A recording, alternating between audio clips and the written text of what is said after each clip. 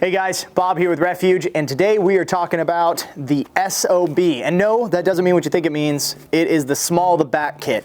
So for a lot of you who don't know or maybe haven't seen the small of the back kit, this is a quick look at what it is, why we designed it the way we did, and how it might work for you.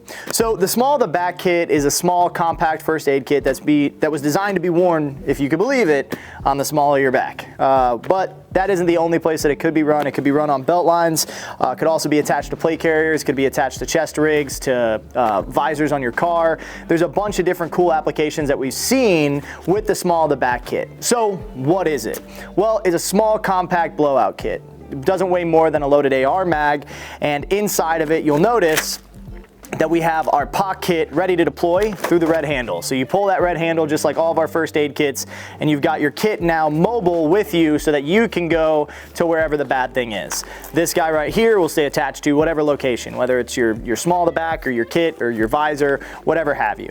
You'll notice that with this first aid kit, we have a Gen 7 cat staged on the bottom, already ready to go.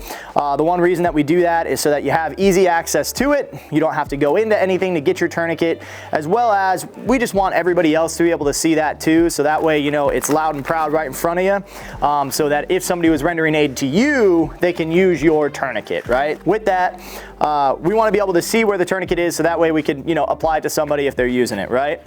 Once we dive into our POC kit here, we'll look, and right off up top, you'll see that we have gloves readily accessible on the top of it. The reason that we have the gloves is because if you're rendering aid in a trauma environment, you should put gloves on if you have the time to do it, right? If it's wet, sticky, not yours, don't freaking touch it. That's weird, right? We have our Sharpie, so that way you can draw funny faces on your friends, or you can mark when an aid was rendered.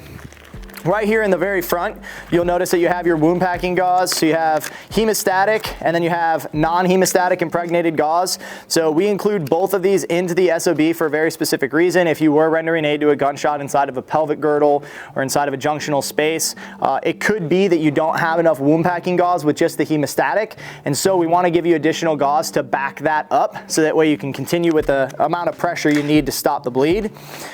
In there you also get a small 4-inch emergency trauma dressing, so that way you can wrap up any packing that you did do. You'll see you do have a nasopharyngeal airway, the nose noodle, as kids say. I'll make it look pretty for you guys, even though I'm not good at this. You know it, I know it. Okay, we're not gonna pretend to be something we're not, right?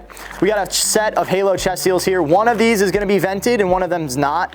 Primarily, we wanna have at least one vented chest seal. A lot of people prefer to have 2 vented chest seals. We think that through the data that we have, 1 chest seal that's vented is plenty. So these are a great chest seal. A lot of you guys have asked, hey, what's the temperature range on your chest seal? You ask it consistently. So if you would, just go ahead and look on your chest seal on the very back. It actually has the temperature range right here.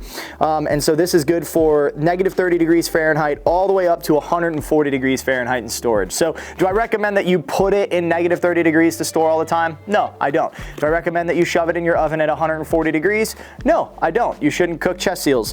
But that gives you a little bit of context. If you're living in Antarctica, if you're in Arizona in the crazy heat, you don't have to worry so much about your chest seal. Then we also include flat duct tape. We love duct tape because it sticks to everything, right? So if you're having to do an improv chest seal, if you're having to maybe try to form some sort of bandage or anything like that, as well as there's just so many different practical uses of duct tape to have it in your first aid kit. I use duct tape instead of band-aids. It's good to have it in your kit, and then you'll look, we also do some alcohol prep pads for cleaning inside of the duct tape. That way you have that as well. If you did want to clean something up, you have that capability. All this comes in the SOB, and it fits tight in the small of your back. The reason that we want just these components and not a bunch of extras is most of the time people are going to be carrying this on your person. And so we've learned that through the time doing this, the bigger it is, the harder it is to get people to carry it with them. And if you don't have it with you, you're not actually going to use it and to deploy the tools.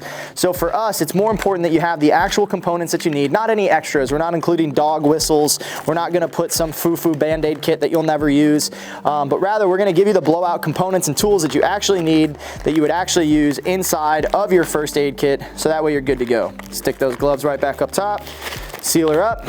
Easier to pack than a bucket, easier to pack than a Bearfax, still very compact, light, good to use. So if you guys ever have any questions about these, we got a bunch of different colors available for you.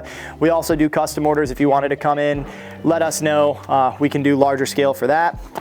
But everything from Ranger Green to multicam to black to red to all the cool guys stuff. So grab you an SOB if you don't have one already. It's an awesome kit.